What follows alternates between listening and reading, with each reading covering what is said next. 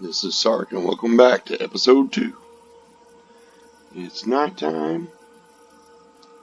It's kind of too dark for anybody to see, including myself. So I'm going to pitch the tent. And if I hit F, I will sleep till morning. When it's daylight. Shift F picks up the tent. And I can get around and see what's going on. Probably should make some weapons. Let's see. Let's go with a projectile pistol. Let's see if maybe I can spec into a new weapon. I have to be level 3, so I'll go ahead and do projectile pistol. Never made one of these. Never made a weapon at all in this game. And it uses pistol round. I want to see if it actually makes one or if it makes more than one. Sometimes it'll say 1 down here, but then you wind up, you get 10.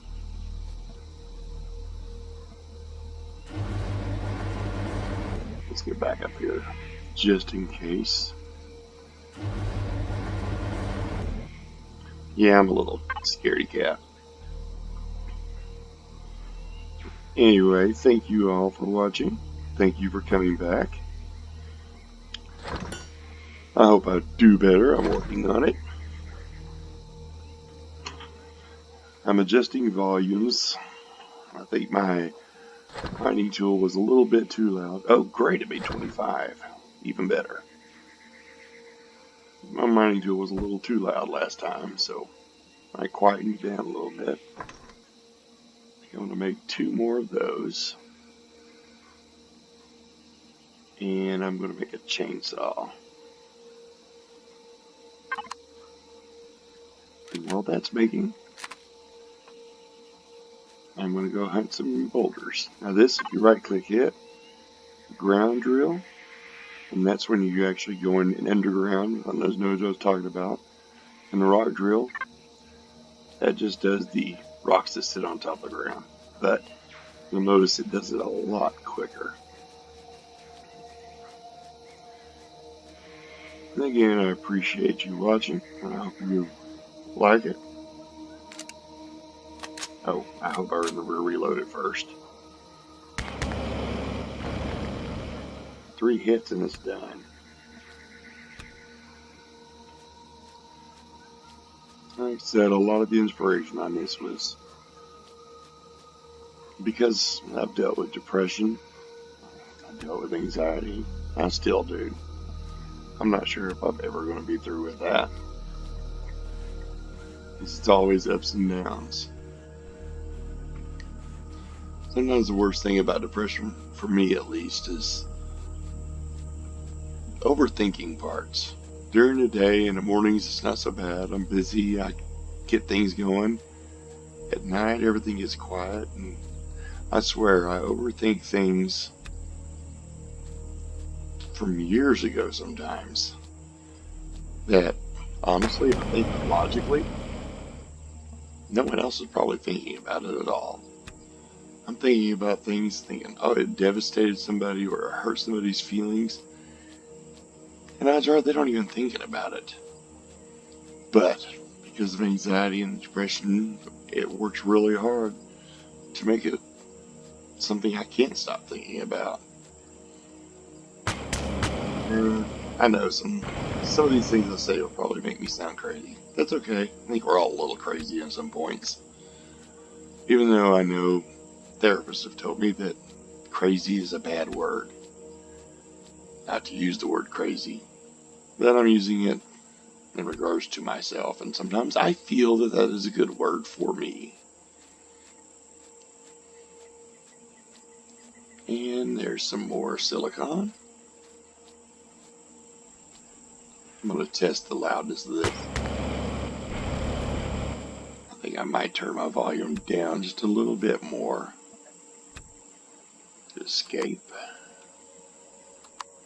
Options.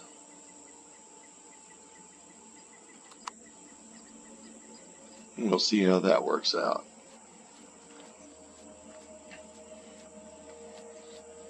Anxiety is a killer. I don't care how much I love a person. I don't care how much they mean to me. Sometimes even family and people I've known my whole life, getting around them, getting around groups of people, are devastating to me. Oh, level 3 reached. It's hard to explain that to people. So I'm always afraid they're not going to understand that, and it's going to hurt their feelings, and they're going to think I don't like them. When it's got nothing to do with it. It's not that I don't like people. It doesn't matter whether I like a person or not. When the anxiety hits, it hits. A lot of it, I'm afraid I'm going to mess up. I'm going to hurt somebody's feelings. Some of it, I just get locked up, and I don't know what to say or how to act. You know, we all stick our foot in our mouth at the time and say something, and we're like, oh crap, did I just say that? I seem to have a natural talent for it. I definitely have a really good talent for putting my foot in my mouth. If you ever feel that way, just know you're not alone. We could probably have good competition just to see how much we've tasted shoe leather. Nothing else, we can laugh at ourselves and each other. One of those things where, sometimes you just laugh so you don't cry. And that's a big rock. Let's get this one. Even that big one, not like this drill, it eats right through things. Now I'm going to head back to the station. What is that? That is not a rock. Scaly pods. Oh. Okay, that didn't look like an egg, but apparently I got an egg from it. Now let's go see if my chainsaw's ready. I'm going to go cut some trees down. I keep hearing noises and I think something's going to jump out and attack me.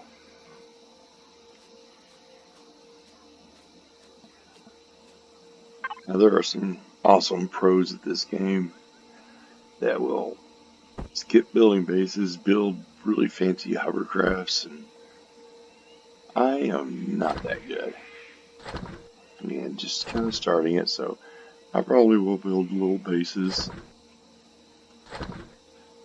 Let's see what I can build block-wise. Concrete blocks, cheap enough. I'll get that going. 5, my chainsaw. Reload it before I get to the tree this time. Let's take some of these big trees out. I wonder if I could use this as a weapon. Now, let's see how loud this is going to be.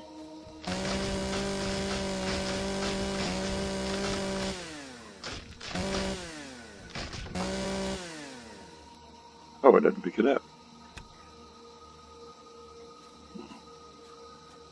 5 logs, that's nice.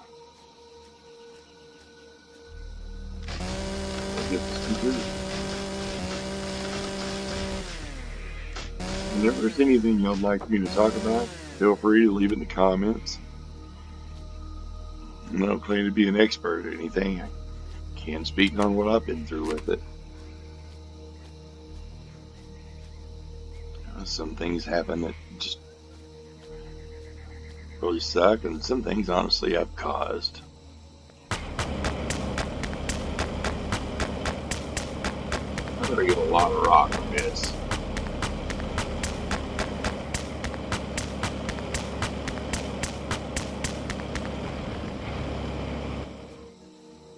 That looks like a little bitty thing. Oh, that's 25 crushed rock. You did get a bunch. It don't look like much, but there's 40 there. I'll have to find more of those big ones.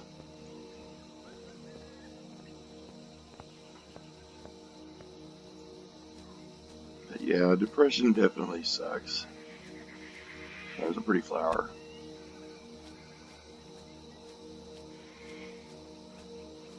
Honestly, I think at some point we all kind of go through it. One thing that bothers me is the difference between sadness and depression. People who don't deal with depression don't often understand, and it'll make me feel like alienated at times because they think in order for me to be depressed, there has to be a reason that I'm sad. But, depression doesn't have to have a reason with me. Sometimes it hits and I should be happy. It's like everything in my life is going as well as can be expected. Going pretty well. I know people love me. I know people care for me. Bills are paid. I'm doing well. I have every reason in the world to be happy. And yet depression likes to sneak in and steal all that from me. No rhyme or reason to it. Sometimes there is no rhyme or reason to it. That took me a long time to accept, so I get why some people don't understand. I mean, I'll admit it's still frustrating when people don't understand it. But I'm honest, I have to agree. I can see why they don't understand it. I mean, even dealing with myself, there's many times that I simply don't understand it. And sometimes we get dark thoughts, and always pay attention to those. Call a hotline, talk to the therapist, reach out when you're feeling that way. And if you know anybody that deals with depression, sometimes just check in on them. Don't say, hey, are you depressed? Just send them a hi, a text message, email, just anything. Just a little hi. Remind them they're important. And one thing that helps me, at least, remind them of something you can't argue, something that's a fact about them. Like, do you like the way they joke about something? Be specific. Don't just say, hey, you're important, or hey, you're a great person. For instance, if, they make you laugh, they make you smile. You haven't heard from them for a while, and normally you hear from them, and maybe you're worried about it. Just come in, send them a text, kick a little text to them. Hey, I miss chatting with you. You always seem to make me smile, and that means a lot to me, so I wanted to say thank you. Notice you're not saying, hey, I think you're depressed, or hey, I think there's something wrong. What you're doing is you're reminding them that they're important to you, and you're giving a specific reason. That's one thing I noticed with depression and anxiety. When people give a specific reason, it's a lot easier for me to accept the compliment, actually feel better, because it's a lot harder for that depression or that anxiety to twist it around. Because when it tries to twist it around, a lot of my logic says that they made a specific point. They actually pointed out something in particular that I do, and I know I do. They were being sincere. And you may be being sincere at any point in time. You could call somebody up and say, hey, I love you, you're great. And be absolutely sincere. And it's no fault of yours. When a person's in depression, sometimes they need more. The trap with me, at least, is when I'm depressed, it's like everything about me feels like it wants to be alone, that I want to be alone. Yet, being left completely alone often is the worst thing for me. Ooh, that water is so pretty. It makes it hard to reach out because I feel like I'm a bother to people. Again, I might sound crazy, but sometimes I don't reach out to people. I don't try to talk to people because I feel like I'm a bother. I already feel down. I feel like I'm going to be bothering them with how I'm feeling. So I'm afraid to reach out when I need it. Maybe it's not just me. There are others I've talked to that feel the same way. Sometimes the only reason people don't reach out is because they feel that way. And it becomes even more important that we reach out to them. And having suffered through depression, having suffered through anxiety, that's one thing that actually helps me to feel better, is knowing that I have it in my ability to help others through that same thing. And what's wonderful about that, especially with like-minded people and others that deal with the same issues, when you start making a habit of reaching out to people when you're not hearing from them, you'll notice something. When you stop reaching out and you're dealing with yourself, sometimes those very same people end up reaching out to you. And even in my darkest depression, that validation that I'm important to someone, that feeling of somebody cares, sometimes is enough to help give me a boost, to help get me through it.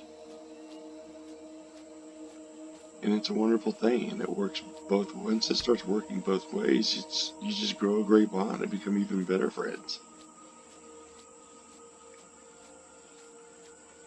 And again, it may just be me. And yes, here I am just wandering around. I think I'm going to go cut a tree down again, just for something different, because I keep hitting rocks. As I said in the beginning of this game, there is a lot of resource gathering.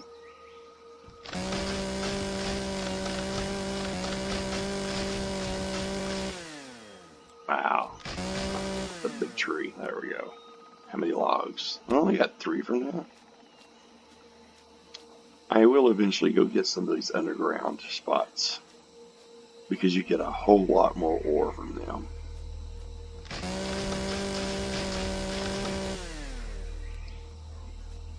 I don't think I'm cutting that tree down. Oh, I was. Okay. How much fuel do I have? I only have 1 container of fuel. Do I have any more? One of the reasons I'm cutting down logs is the biofuel we went through last episode. A log breaks into 10 of those plant fibers. Those plant fibers are what you can use to make those biofuels. And I'm going to need a lot of it to fuel this stuff. Matter of fact, if you shift click, you'll make 10 at a time. I saw something over this way. Was it that butterfly?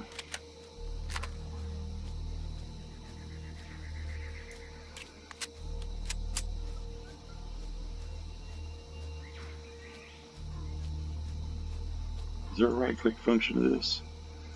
Nope.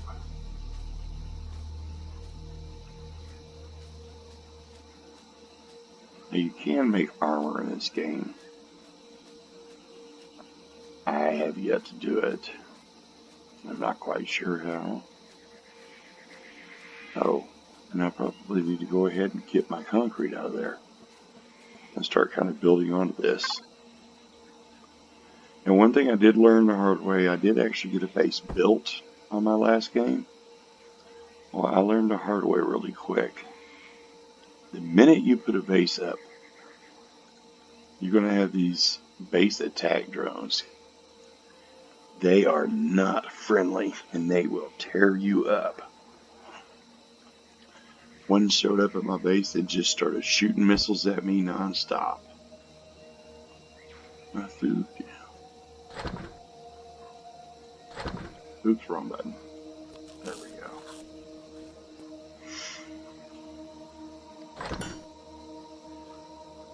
That'll be enough for now. And in my suit constructor, I have 4 plant proteins. I'm going to make 2 more of those Well, apparently I had 6 in the output I never got out. Let's go ahead and head over to this iron deposit. Oh, something that I haven't been using.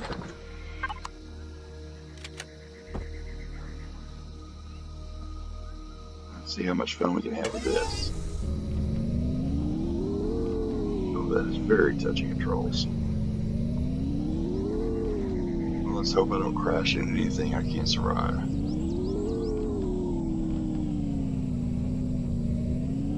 Like that tree. I apologize for my horrible driving. I'm getting off that now.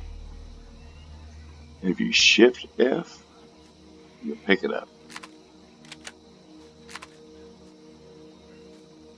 And you see that on the ground. We'll not get directly on it because there's always going to be underground, so it's going to be away from you. But you want to get as close as you can. And then F5 for the drone. Actually, right click first. And let's go to make sure it's on ground drill. F5. Oh. F5, not the number 5. There it is. Oh, this drone is very touchy. Let me do it again.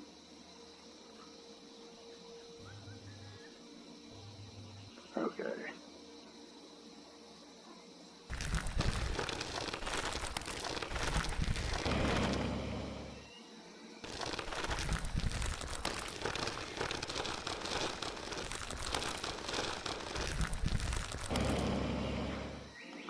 I wonder if there's any kind of settings that make this a little less touchy. And just get closer down to it.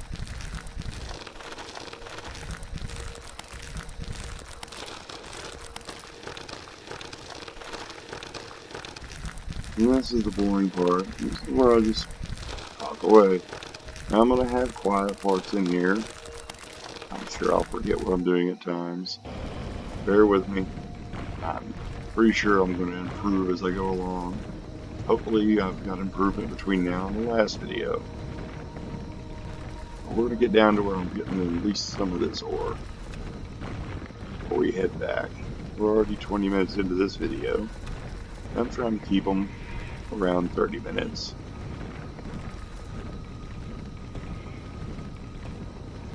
We talk about a little about depression, a little bit of anxiety. I'll write talking points and try to think of specific times. Now, a lot of my anxiety comes from my own past and very bad decisions I've made. And trust me, I've made my share of bad decisions. I'll probably made my share, your share, a couple other people's share. I've definitely made good decisions. And one of my worst things about that is not always just me that it hurts.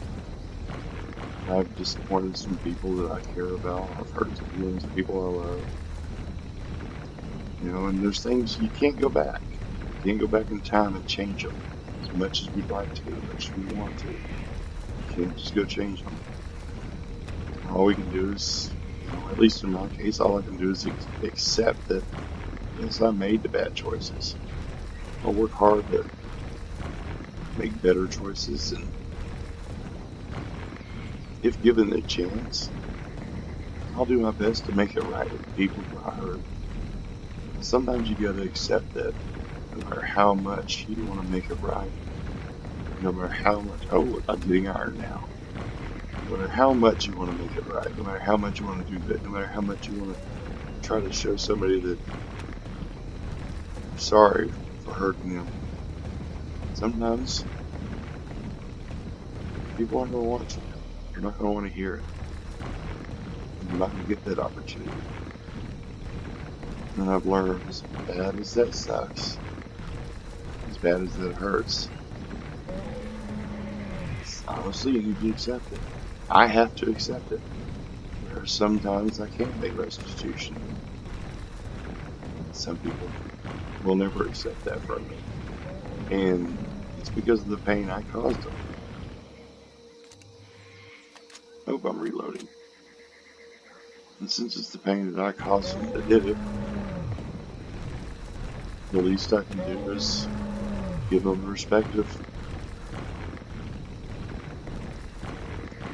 letting them have the right to not forgive me. If they don't want to talk to me, if they want to accept my apology, it's their choice. I hurt them.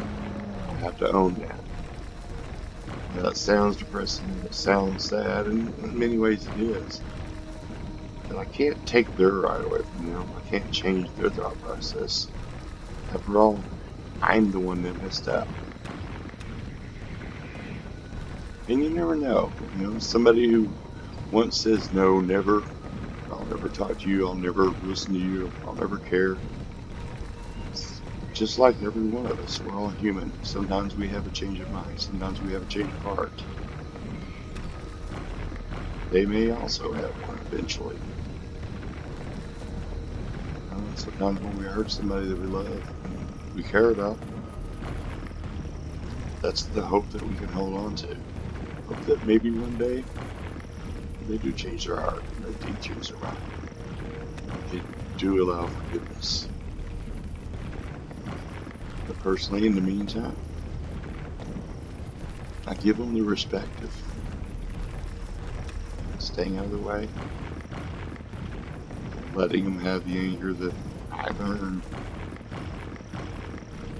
And if I've hurt them, I've already hurt them enough.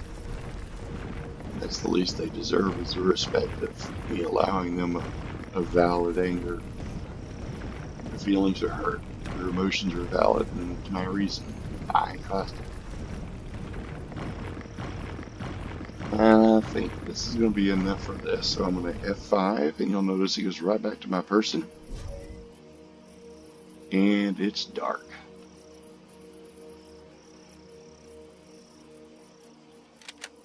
I'm going to pull my gun out, just in case.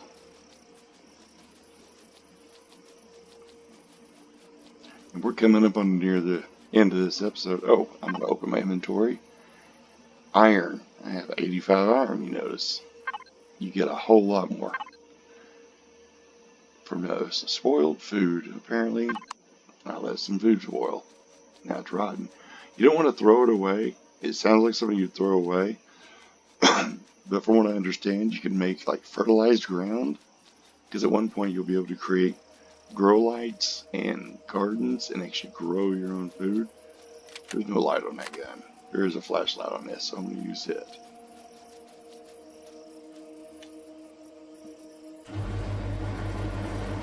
Now again, I could set a tin up and go to daylight. But first, I'm going to open my little portable constructor.